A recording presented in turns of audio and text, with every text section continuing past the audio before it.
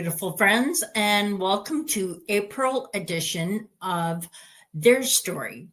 Tonight we have a fascinating guest. Can't wait to bring them on. And so I'd like to introduce you now to Lucy. Let's bring her on in.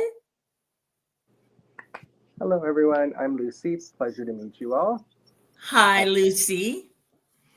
So may I ask you, what are your pronouns? So my pronouns, I go by she, her. Excellent. Thank you for Nice. And yours? She, her. Thank you. So I'd like to know a little bit more about yourself. Could you tell us something interesting? Certainly. Kind of, what would you like to know? Do you want to kind of maybe go right back to the beginning? You want to kind of, because I've got a story. Oh, do you have a story? Yes, I do. And I'm actually going to be making a movie out of it. And I actually Wow. recently did an article in a magazine from France. I'm not going to talk too much about it yet. All I'm going to say is it's on France. If you follow my social media platform, which I'll give away at some point in the show, you can kind of follow me on that and Oh, kind of see a bit. But I'm happy to share a bit of my story with you folks today, definitely. that sounds wonderful. That's great. It's so interesting. Please. Thank you. Yeah. So, what kind of questions do you want to know, like regarding my story? Because it goes way back. Okay. When did you first realize or come out as gay? Okay. Excellent question. Excellent question. So the funny thing, I don't even kind of identify as gay, even though I definitely fall into the rainbow. I Mm-hmm. tend to be more attracted. But you know what's kind of funny now that I think about it, now that you've asked that, if we're putting labels on things, I guess I would be gay because I am attracted to females. Mm-hmm. I tend to be femme leaning with my attraction, right? So being a trans woman, I guess that would make me gay, right? But so Mm-hmm. it's kind of funny when we say that. But the catalyst for me realizing that I would say transgender, Mm-hmm. I was actually in school for social work. I had no clue, had no idea. I didn't even know what transgender people were. Like I Mm-hmm. grew up watching things like Benny Hill and British television shows and seeing people mocked for like wearing women's clothes if they were male, right? So Mm-hmm.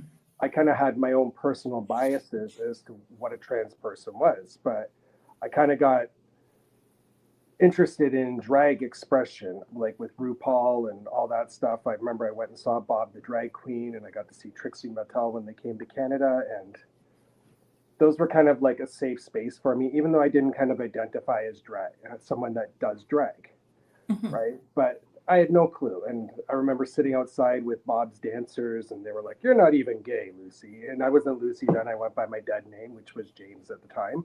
Mm-hmm. Right? And I knew something wasn't right with myself. I didn't feel whole. I was very kind of suicidal. I had a lot of mental health issues, and I just wasn't a happy person.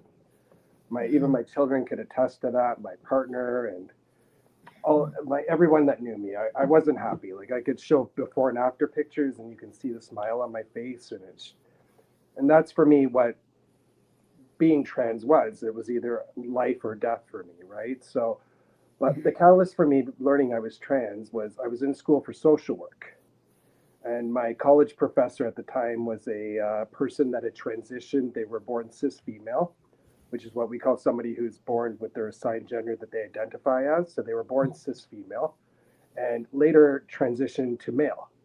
And I had no clue. They were teaching me social work at the time. I had so much respect for this human.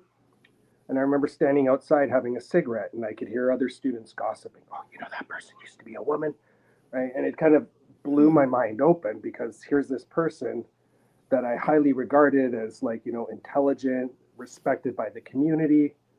So all these biases that I had in my head about what a trans person was just kind of blew out of the water. And this was Mm-hmm. very late in life. So it was probably about 6, 7 years ago.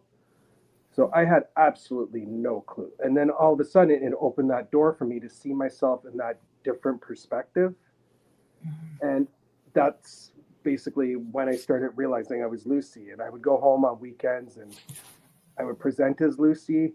And then I'd have to go back to work, Yeah. and the suicidal ideology was still there. Like I didn't want to live. Like when I had to go back to male mode and pretend I was male, Mm-hmm. I didn't want to live, right? And So I eventually got the courage in myself to go to work one day when I was working doing social work as Lucy, and I've never looked back since. And I think I was about a year before I actually got on hormone because of all the barriers to access in our systems, Yes. which are slowly changing in our medical community. So Mhm. I'm very optimistic with that, especially in Canada. Mhm. So that's kind of my story as to how I learned who I was as Lucy. And so I was reading that you're a part of PFLAG. Correct, correct. So I've got a little story about that as well. So basically, what Nice. had happened. So what had happened was my primary partner at the time had lost, and I may be wrong with all the details because it was kind of like a very challenging time in my life because my partner had gotten sepsis and was in the ICU for 15 days almost. I thought I was going to lose her and felt like it was a really bad part of my life, right? And then her mother passed away, and then her uncle passed away. So we had a lot of grief and loss in our family, and we had no support systems, no family. And PFLAG showed up. They Mm. came over, they brought us a care package, and it was showing us humanity and people that actually cared. Even if it was like that brief moment, it gave me so much hope. And then I started volunteering with them, and they made me the ambassador for the Niagara region. Oh, incredible. I'm so proud of you. Thank you, thank you. And I'm sorry about all the losses. Yeah, yeah, it's part of life, right? And one thing I could say to anybody, like one thing that really helped me through it, besides PFLAG and finding new friends and support systems, was watching a movie by Ram Dass. And I highly recommend this to anybody who might be going through any sort of grief or loss. It's called Mhm. Going Home by Ram Dass.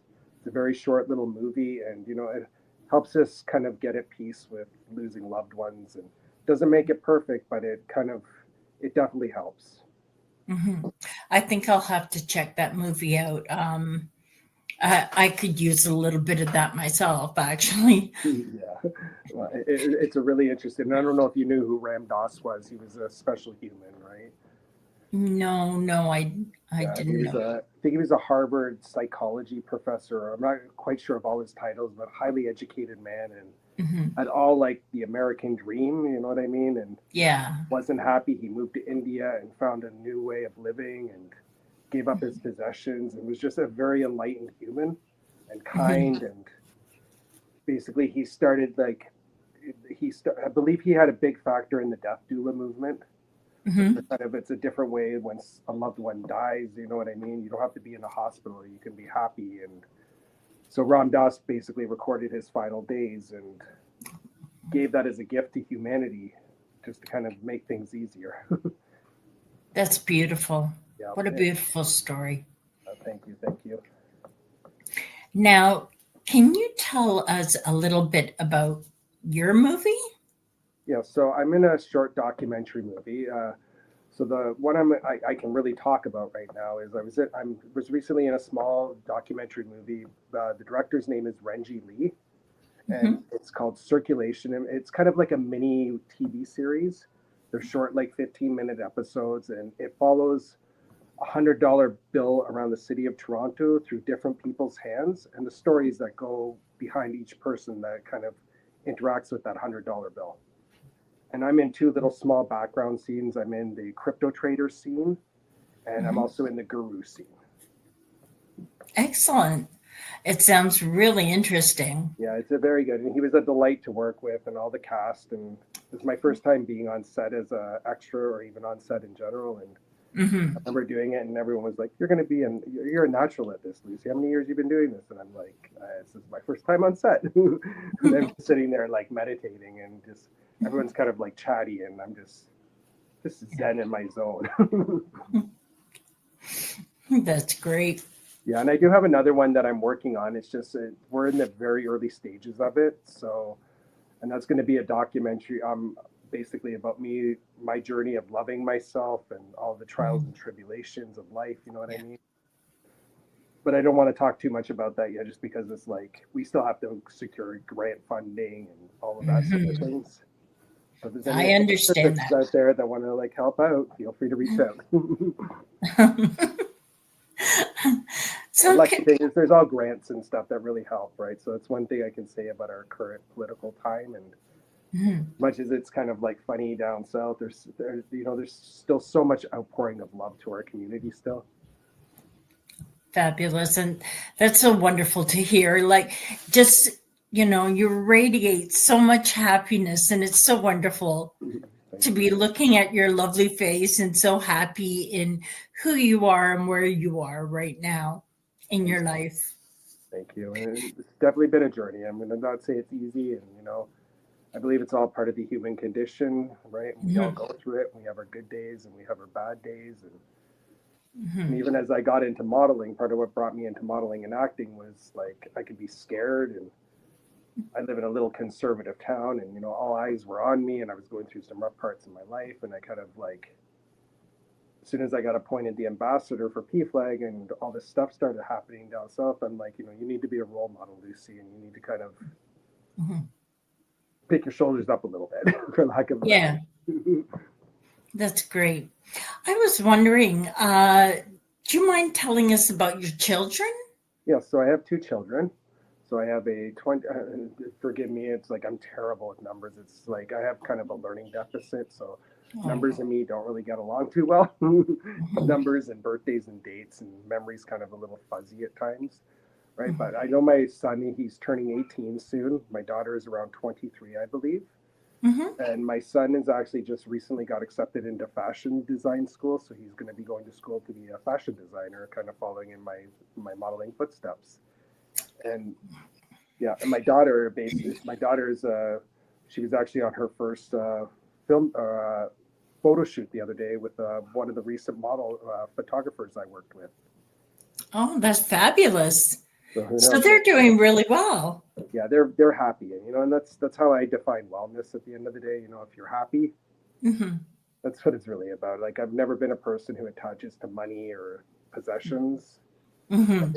So working in social work and growing up in poverty my whole life kind of Mhm. taught me what was important in life and a lot of the grief and loss we face. So it's like and I've never really attached that stuff. And I have kind of a strong Buddhist. I wouldn't call myself religious, but I have Mhm. a lot of Buddhism in kind of my underlying faith, and it's like I've never attached to those things. Mhm. And I think that's where I get a lot of my kindness from because I get up every day, I meditate, and I have a strong practice of yoga, and just that's kind of my self care ritual. That's that's wonderful. That's just so lovely. Like you look at like you're at such peace with yourself. Thank you, thank you. I'm at a good part of my life too, and I'm enjoying it. That's the important thing, if you don't have your health, you have nothing, and it's so important to take care of yourself It and enjoy life. is. Thank you. Educanation, a Canadian non-profit organization devoted to improving the quality of cannabis education and care across our nation and around the world.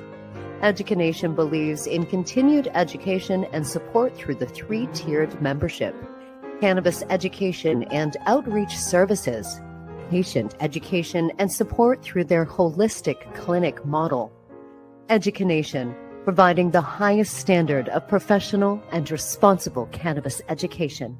www.educanation.info.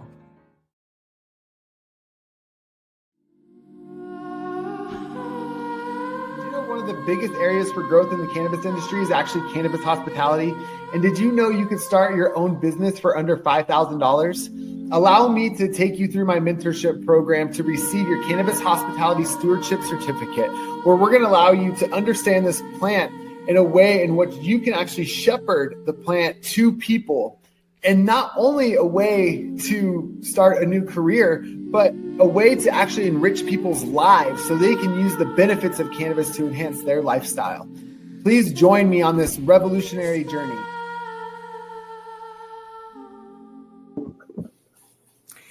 Hi, and welcome back, Lucy. Thank you, thank you. I was wondering, just before we wrap up, where do you see your future going, and where can people find you on social media? Okay, so my future, I'm kind of pursuing a lot of modeling right now. So I'm doing a lot of runway work. I'm going to be doing commercial editorial modeling as well. People can find me on my Instagram platform, which is Lucy underscore loving underscore kindness. Beautiful. Beautiful. And that kind of falls back into my meditation practice. That's why I kind of chose the loving kindness. Well, it's very fitting. Very fitting. Thank you. I would like to thank you at this moment.